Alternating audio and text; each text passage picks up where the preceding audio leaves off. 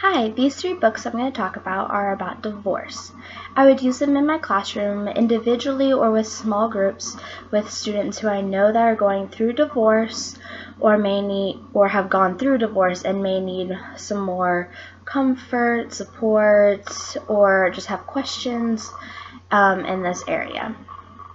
The first book I have is When My Parents Forgot How to Be Friends. It's really about this little girl who feels like the divorce of her parents is her fault.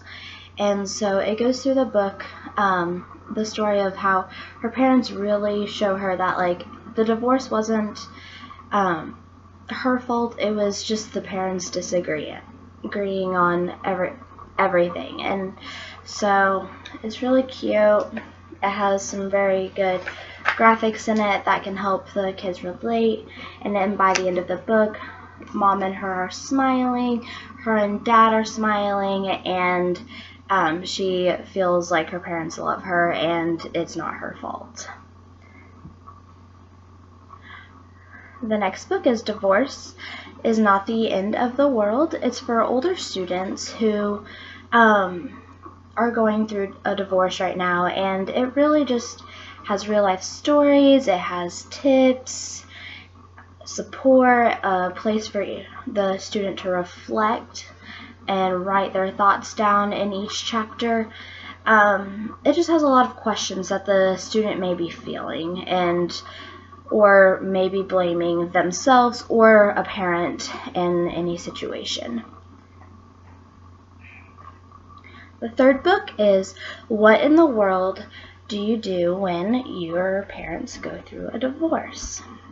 And this one is very similar to the book previously, but it's for lower ages. And it has real life stories, it has questions and answers and tips, and it just really relates to the students on every sort of level that they may have feelings for. And so these three books are a good book to use for kids that are going through a divorce, and I would use them in my classroom with those students. Hi, these four books I'm going to show you are about diversity in families and what a family can look like.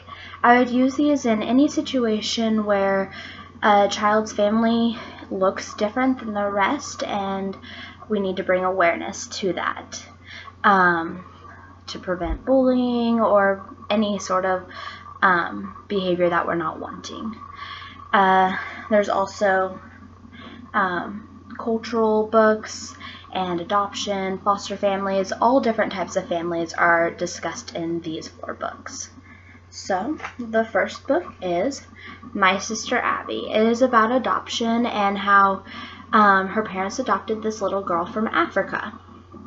It's really sweet and simple, and she kind of just goes through the differences that her and her adopted sister have, and in the end of the book she's like, but we're really just the same. We love to play with dolls, we love to do the same things.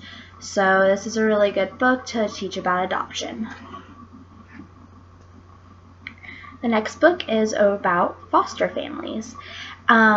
A lot of students may not know what foster families are, and if a student is in foster family, they may have a negative feeling towards it just because they're taken away from their family.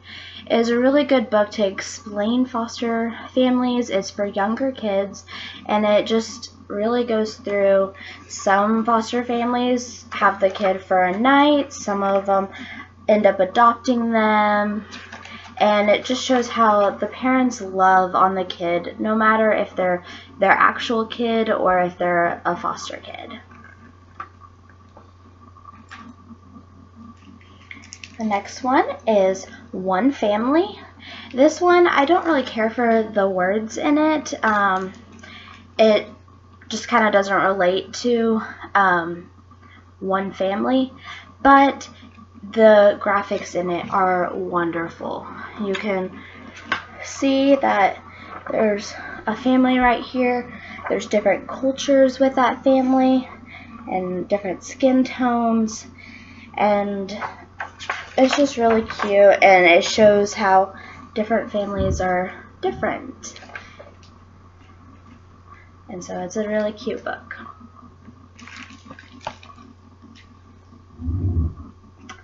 And then this one is This Is My Family, and I don't know how I would use this in my classroom except for if I had a family who had, or a kid that had parents that were same sex.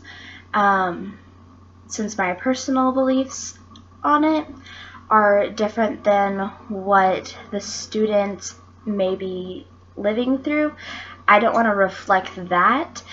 But I also want the students to know that, like, we don't need to pick on them. It's okay that he has two moms or he has two dads.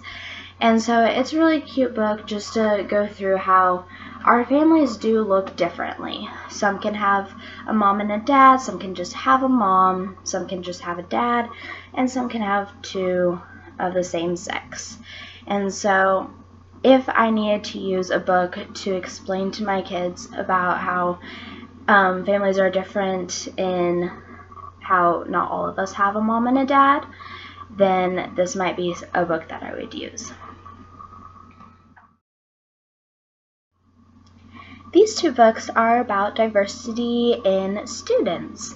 So not every student's going to look the same, and these two books really cover how we are all unique in our own way, and how we go home to different families, and that is what really creates who we are. So this first book is What Makes Us Unique. This book is so sweet and cute. It starts off asking questions about, like, what makes us different. And it goes throughout the books and it shares ways that we are all different. And then at the end, it celebrates how we are all alike. And so you can see throughout the book, it shows different cultures and things that they're doing. It even has how our disabilities can make us who we are, and that can be a difference in each person.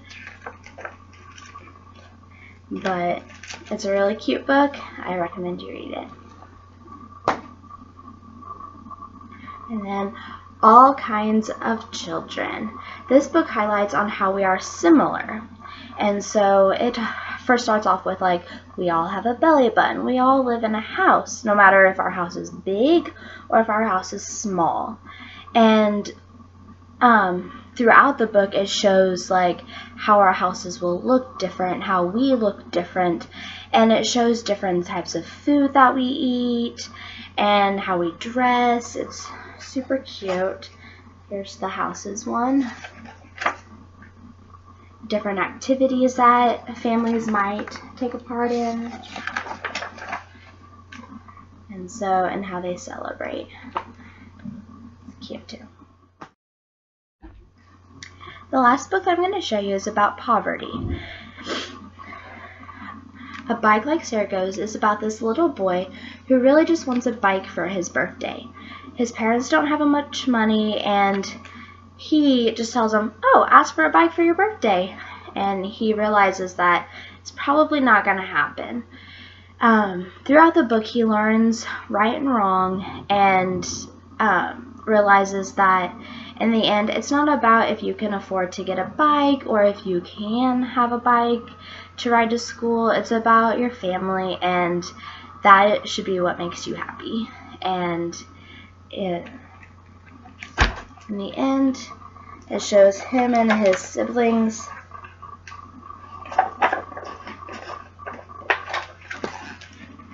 together, and his parents. And so it's a really sweet book.